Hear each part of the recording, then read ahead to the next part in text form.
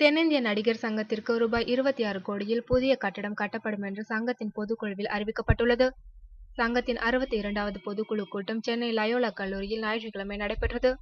நடிகர் சங்க தலைவராக நாசர், பொதுச் செயலாளராக விஷால், துணைத் தலைவர்களாக பொன்வண்ணன், கருணாஸ் மற்றும் பொருளாளராக கார்த்திக் ஆகியோர் அடங்கிய புதிய நிர்வாக குழு தேர்ந்தெடுக்கப்பட்ட பின் நடக்கும் முதல் பொதுக்குழு கூட்டம் இது. நாசர் பேசுகையில், நடிகர் சங்கத்தில் குரு தட்சணை திட்டம் சிறப்பாக செயல்படுத்தப்பட உள்ளது. சங்கத்தின் நிதி நிலைமை மோசமாக உள்ளதை கருதி பலர் உதவ முன்வந்துள்ளனர். நடிகர் சங்கம் சார்பில் நலிந்த நடிகர் சங்க உறுப்பினர்களின் குழந்தைகளுக்கு மருத்துவ சிகிச்சை அளிக்கப்படுகிறது என்றார். கூட்டத்திற்கு பின்னர் செய்தியாளர்களை சந்தித்த நிர்வாகிகள், தென்னிந்திய நடிகர் சங்க பொதுக்குழு சிறப்பாக நடைபெற்றது.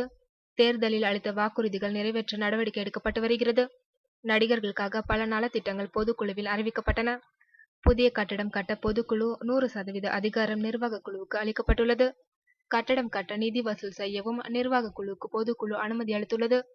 கட்டிடம் கட்ட திரட்டப்படும் நிதியை கையாளவும் நிர்வாக குழுவுக்கு பொதுக்குழு அனுமதி அளித்துள்ளது. கட்டிடம் கட்ட கிட்டத்தட்ட 26 கோடி ரூபாய் செலவாகும். அதை எப்படி திரட்டப் போகின்றோம், எப்படி கட்டிடத்தை கட்டி முடிக்கப் போகிறோம் என்று விவாதித்தோம். ஏப்ரல் இறுதியில் கட்டிடப் பணியை தொடங்கி 2018க்குள் முடிக்க திட்டமிடப்பட்டுள்ளது.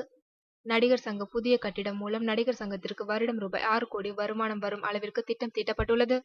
நடிகர் சங்க கட்டிடத்தில் 1000 பேர் அமரக்கூடிய பெரிய அரங்கம், சிறிய கல்யாண மண்டபம், பிரிவு தியேட்டர், கருத்தரங்கு கூடம், சங்க அலுவலகம், உடற்பயிற்சி கூடம், நடன பயிற்சி கூடம் ஆகியவை அமைய இருக்கின்றது. பிரிவு தியேட்டர் கட்டும் செலவை சூர்யா, கார்த்திக் குடும்பத்தினர் ஏற்றுள்ளனர். கல்யாண மண்டபம் கட்டித்தரும் செலவை ஐஸ்வரி கணேஷ் ஏற்றிருக்கிறார் என்றனர்.